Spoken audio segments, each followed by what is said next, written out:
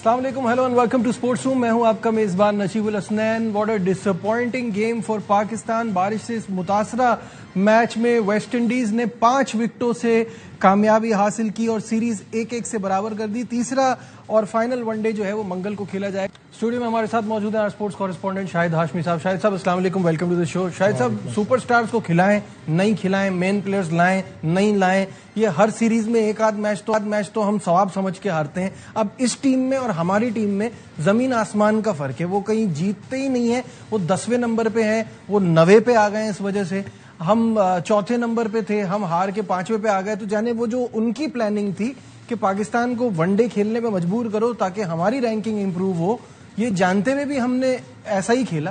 देखिए, पिछले प्रोग्राम में जब हम मिले थे तो आपने पूछा था कि क्या रिजल्ट होगा सीरीज का, 3-0 होगा या पाकिस्तान, तो मैंने कहा वो पाकिस्तान टीम ही क्या जो मैच ना हारे।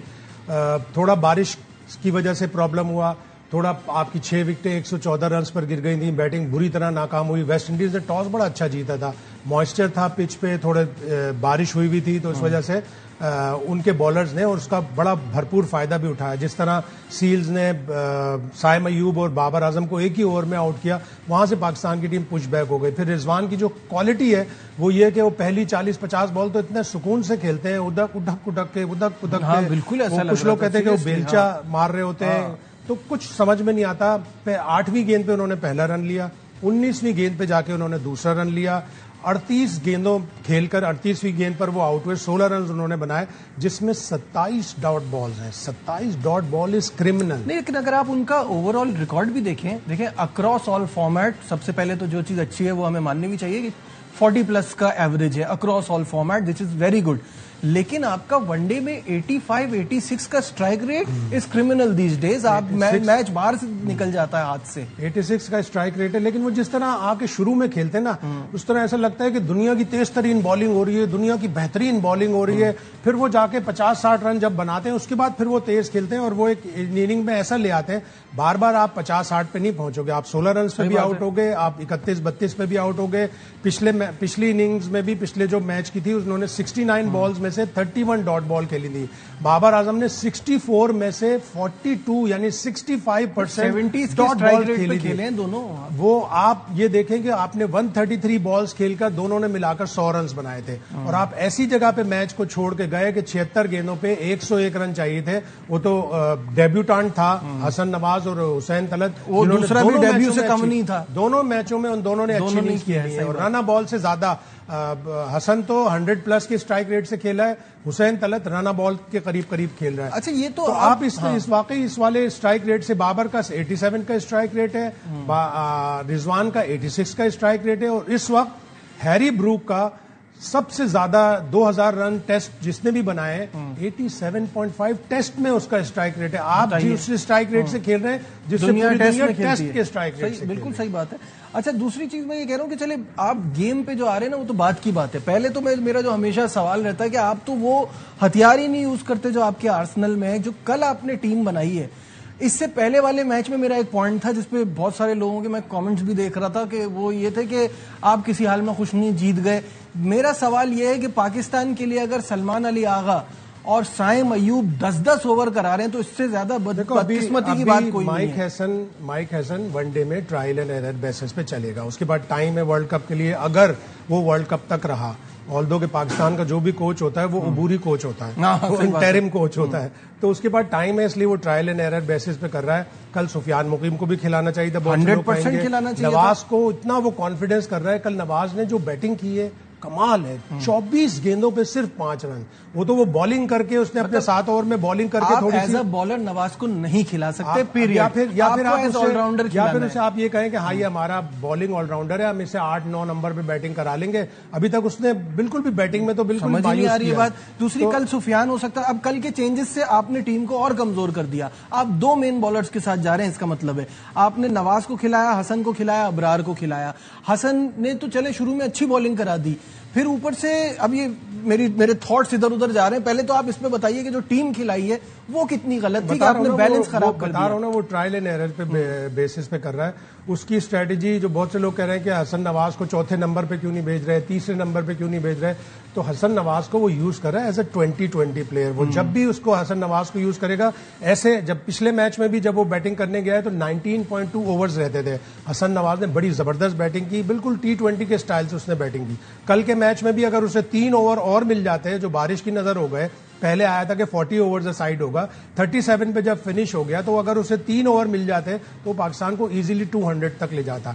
ये और बात है कि वेस्ट इंडीज वो भी, ये और बात है कि वेस्ट इंडीज उसको भी चेस कर लेता। यू आर एब्सोल्युटली राइट कि नहीं, आप पहले मार्जिन तो देना। वो वाली जो बात है आपकी, पहला पॉइंट बिल्कुल सही है। एक तो हम शुरू से ये बात कर रहे हैं कि अब हसन नवाज का नंबर ऊपर होना चाहिए, इतना नीचे आके अगर आप उसको चौथे नंबर पे लाएंगे और वो जल्दी आउट हो गए तो आपके पास 5वें 6ठे पे मारने वाला कोई नहीं होगा। लेकिन फिर ये तो अभी उसकी स्ट्रेटेजी कामयाब हो रही है। दोनों मैचों में उसकी स्ट्रेटेजी कामयाब हुई है। अगर आपको 45 ओवर का मैच होता तो हसन नवाज आपको 250 तक भी ले जा सकता था। अभी उसके लग रहे हैं छक्के चौके। पिछले मैच में उसने 5 छक्के मारे, इस मैच में उसने 3 छक्के मारे, तो लग रहा है कि उसमें छक्के मारने की एक नेचुरल एबिलिटी। अच्छा, अब मुझे एक बात बताइए, अब आ जाते हैं हम रिजवान की कप्तानी पे, क्योंकि मैच राइट फ्रॉम डे 1 जब से रिजवान खेल रहे हैं, मुझे ऐसा लगता था जैसे बातों में इसमें उनके एक जो कहते हैं ना जीत के लिए खेलने वाला, वो नजर आता है कि वो इतना स्किलफुल नहीं हो लेकिन अपनी 100% देने की कोशिश जरूर करते हैं। बट इन चैंपियंस ट्रॉफी हमने देखा कप्तानी बहुत खराब, फिर बाद में आके ये कहना कि मेरी तो कोई चलती नहीं थी, उसका कोई फायदा नहीं होता। या तो अब उस वक्त कहिए कि कौन who is calling the shots, अभी ये बात कहिए कि ये टीम जो है वो हसन बना रहे हैं और इनका कोई रोल नहीं है, तो बात समझ में आती है। लेकिन अगर उनका एज कैप्टन रोल है, मुझे तो नहीं समझ में आया कि जब शाहीन और हसन दोनों अच्छी बॉलिंग करा रहे थे, बचा के ओवर्स का क्या करना था, एक और करा देते। हसन ने 2 विकेटें ली हुई थी, थोड़ा सा और फोर्स मारते। कप्तानी में उसकी फ्लॉज हैं।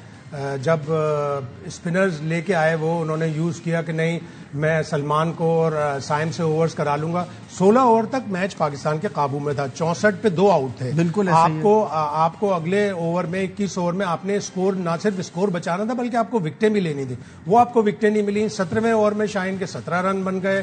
18वें ओवर में जब वो उस वक्त शाहीन को लाना भी दोबारा, शेफेन रादरफोर्ड का आपको पता है कि वो स्पिनर पे स्ट्रगल करता है, आपने लाके उसको शाहीन दे दिया, वो वहां पे उसका बिल्कुल हाथ खुल गया। वहां गलतियां हुई और वही आपको कॉस्ट कर गया मैच। फिर आपके 18वें ओवर में 20 रन बन गए सलमान आगा के। वो वाला ओवर अगर कोई प्रॉपर कर जाता 17 और 18वां तो पाकिस्तान को थोड़ी सी वो विकेटें नहीं मिली, उसका एक बड़ा प्रॉब्लम, बहुत प्रॉब्लम है। रिजवान का इस शिकस्त के बाद क्या कहना था, वो दिखाते हैं। स्टिल पिच एंड तक डिफिकल्ट था, क्योंकि जब आप देख रहे थे स्पिन भी हो रहा था और सीम भी हो रहा था, मगर जब रदरफोर्ड ने जब अटैक किया वहां पे थोड़ा सा वहां पे ना मोमेंटम पकड़ा उस चीज को, और फिर से बाद में जिस तरह वेस्टर्न चेस द इनिंग्स के लिए, तो मेरे ख्याल से वो एक जगह थी जो मोमेंटम चेंज हुआ है वहां पे। आप कह सकते हैं ऐसे कि आपके पास 5वां बॉलर शॉट, ये कह सकते हैं, मगर अगर आप एक साल से देख लें तो शोएब अयूब और सलमान अली आगा ने वनडे में बॉलिंग की है और अच्छी खासी की है। कोई बात नहीं, आज बेहतर नहीं हुआ जिसकी वजह से उन्हीं मैच भी जीत गए, मगर वहां पे अच्छी बॉलिंग वो कर सके या कुछ विकेट दे सके तो शायद रिजल्ट कुछ और होता। यहाँ लेते हैं एक छोटा सा कमर्शियल ब्रेक से वापस आएंगे, डिस्कशन को आगे बढ़ाएंगे, हमारे साथ रहिए।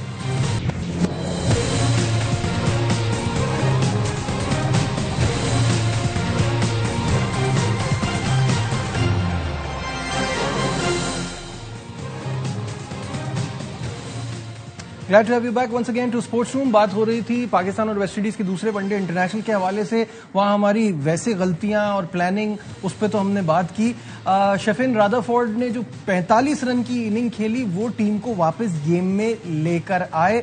उनको 2 लाइफलाइन मिली। अबरार ने उनका कॉटन बोल्ट छोड़ दिया और एक आगा सलमान की बॉल पे बड़ा simple catch for wicket keeper, वो रिजवान ने छोड़ दिया। बहुत बेहतरीन बॉलिंग कराई, लेकिन कैच ये ड्रॉप होना और फिर जो रिजवान से गलती हुई, ये भी बहुत ज्यादा जो हमारे अगेंस्ट चली गई चीज। अब तीसरे वनडे के लिए क्या देख रहे हैं शायद साहब, फाइनल इस पे? पहले तो कैच के दोनों इस लेवल पे कैच पकड़ने चाहिए थे, लेकिन नहीं पकड़े। जाहिर है कैच ड्रॉप होना पार्ट एंड पार्सल होता है। अभी 5 टेस्ट मैचों में 41 कैच छूट गए दोनों टीमों ने, इंग्लैंड और इंडिया ने। थर्ड के लिए पाकिस्तान, जाहिर है टॉस बड़ा क्रूशल है इन जगहों पर, इसलिए कि ये बीच के सैंड के पिचेस हैं। सेकंड बैटिंग फिर भी बेहतर हो जाती है, तो चेस करना यहाँ पे आसान समझ में आ रहा है। दोनों टीमों ने चेस करते हुए मैच जीते हैं, तो टॉस बड़ा क्रूशल होगा और फिर पाकिस्तान का सही 11 चुनना बहुत, इसलिए कि आप फास्ट बॉलर से वेस्ट इंडीज को फंसा उस सूरत में सकते हो कि fast bowler wicket taking bowler और विकेट ले, लेकिन अगर आप नई विकेट ले पाओगे तो व्हाई नॉट प्ले स्पिनर्स। बिल्कुल ठीक है, तो जो गलतियां की उससे सीखने की कोशिश करें और सीरीज तो अपने नाम करें। मूविंग ऑन, अब बात कर रहे थे पाकिस्तान के कौमी खेल हॉकी की। जब कभी हमने सुनहरा दौर भी देखा था ओलंपिक में, पाकिस्तान ने आज ही के दिन 1984 में गोल्ड मेडल हासिल किया था लॉस एंजलिस ओलंपिक्स में, और मंजूर जूनियर की क़यादत में पाकिस्तान ने जर्मनी को फाइनल में 2-1 से शिकस्त दी थी। हनीफ खान साहब, हॉकी का बड़ा नाम, हमारे साथ हैं। थोड़ी सी कुछ माजी की बातें कर लेते हैं क्योंकि अब माजी बचा है हमारे लिए। हनीफ भाई अस्सलाम वालेकुम। हनीफ भाई, आपको मेरी आवाज आ रही है? जी जी जी जी, कम आ रही है लेकिन। जी हनीफ भाई बताइएगा, कुछ थोड़ी सी यादें हमारे साथ शेयर कर लें। अब तो हमें तो कुछ ऐसा अच्छा टाइम देखने को मिला ही नहीं हॉकी का, क्या कहेंगे? देखिए जी, हमारी ये कुछ खुशकिस्मती थी कि उस वक्त हमारी टीम जो है वो इतनी अच्छी थी कि हमें जो है वो दुनिया के हमने तमाम टाइटल जीते, और जिसमें सबसे बड़ा टाइटल जो था वो था ओलंपिक 84 जी लॉस एंजलिस। तो पाकिस्तान की खुशाइन बात है कि पाकिस्तान ने जो है ओलंपिक जीता, और उसके बाद से आज तक पाकिस्तान जो है वो ओलंपिक से बाहर है और वर्ल्ड कप से बाहर है। तो ये हमारी बदकिस्मती भी है। जहाँ खुशकिस्मती थी जीतने की, ओलंपिक वर्ल्ड कप, आज हम उससे बाहर हैं। तो ये हमारी नाकिस जो परफॉर्मेंस है हमारी हॉकी की और हॉकी फेडरेशन की, उसकी वजह से ये आज हमें दिन देखना पड़ रहा है कि पाकिस्तान आज वर्ल्ड कप और ओलंपिक से बाहर है। तो हमारे लिए जो है ये अफसोस की बात है, खासतौर पे हॉकी के खिलाड़ियों के लिए। शाहिद साहब भी आपसे कुछ पूछना चाह रहे हैं। हनीफ भाई, उसके कप्तान मंजूर जूनियर थे, क्या खेल खेला था? मैं तो जाहिर कॉलेज में नया आया था, नजीब 1 साल के, नैपीज में थे 1-2 साल के, तो इनको तो इतना याद नहीं। तो मंजूर जूनियर के लिए 1-2 लफ्ज, अब वो हम में नहीं है। मैं आपको बताऊं कि मंजूर जूनियर जिंदगी का सबसे खूबसूरत, सबसे ज्यादा अच्छा गेम जो खेला था वो 84 ओलंपिक का खेला था। उससे अच्छी वो हॉकी पूरे जितने 10-12 साल जितने साल भी खेला है, इससे अच्छी हॉकी नहीं खेला वो, जितनी अच्छी वो 84 ओलंपिक में खेला था। और खिलाड़ी बहुत बड़ा था, और मैं समझता हूं कि ऐसे खिलाड़ी दोबारा पैदा नहीं होते। बिल्कुल ऐसे ही है।